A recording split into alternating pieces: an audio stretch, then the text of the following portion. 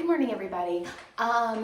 So I got an email saying that the videos aren't working for Collaborates. I'm not sure what's going on with that, so I'm going to try to go and do it the way I did it the first week. So this topic is about learning, and we're going to start with classical conditioning. This is on the SLO. I'm going to also send you a little cheat sheet to kind of help you with that for when you take the midterm, which is labeled SLO. Anyway, okay, so classical conditioning, you may have heard of Pavlov's experiment, Pavlov's dog, or the case of little Albert. So those are both classical conditioning. So in the case with Pavlov's dog, you've got food causing salivation. He was researching how much dogs salivate in the presence of food. This is a natural reaction. This happens to us without any learning. Happens to humans too. If we're in the presence of food, our mouths water.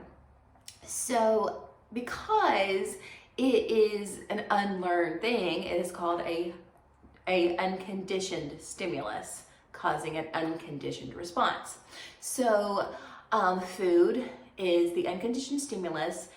Salivating in the presence of food is an unconditioned response. So then he adds a bell. Now right now the bell does nothing. The bell does not affect the dog's behavior. So it is a neutral stimulus. You've got the food, which is a unconditioned stimulus, paired with a bell, which is a neutral stimulus, causing salivation, which is a unconditioned response. Now eventually, if I pair the bell over and over and over and over again, eventually the bell itself will cause salivation. So at that point, the bell has become a conditioned stimulus, and salivating in the response to that bell is a conditioned response. Now, we can do a few things with this. We can do discrimination, which is where you only respond to a particular sound, with a bell or a particular stimuli. And like we do this with kids when we ring a bell for them to go to different classrooms. And there's also bells that would make them leave the entire building. That would be a discrimination, because you're discriminating against what bell I'm supposed to listen to, what stimulus I'm supposed to do, to respond to. We could also do generalization, and this is what they did with the little Albert experiment, which is one of the most unethical experiments. They induced a phobia in a child. So you've got a loud noise will cause a fear response in a child. So the loud noise is the unconditioned stimulus, and fear of that loud noise would be the unconditioned response. And they started pairing furry objects, and they start with one, like they started with a puppy, I think.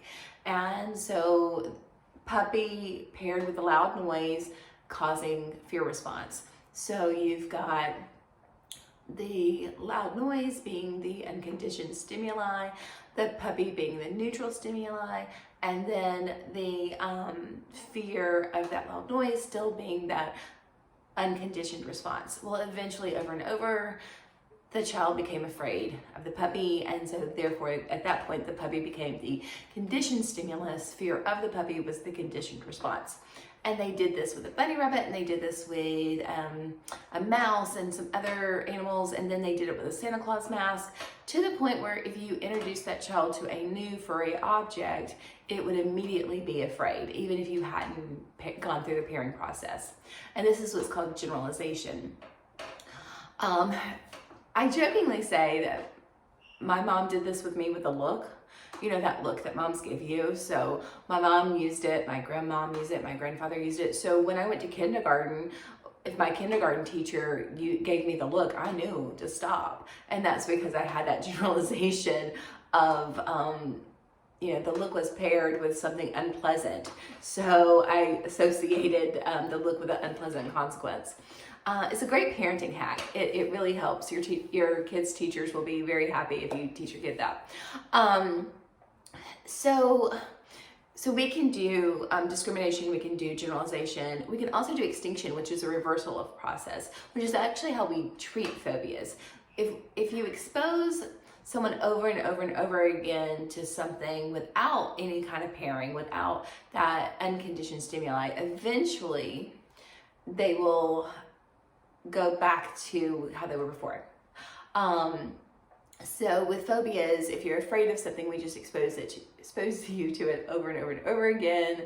And probably also do a little bit of relaxation therapy in there too, and that helps treat a phobia. Classical conditioning is used with treatment of phobias. It's also used with marketing, heavy in marketing. We start to associate products with feelings or things that we want, and that creates us wanting to buy products.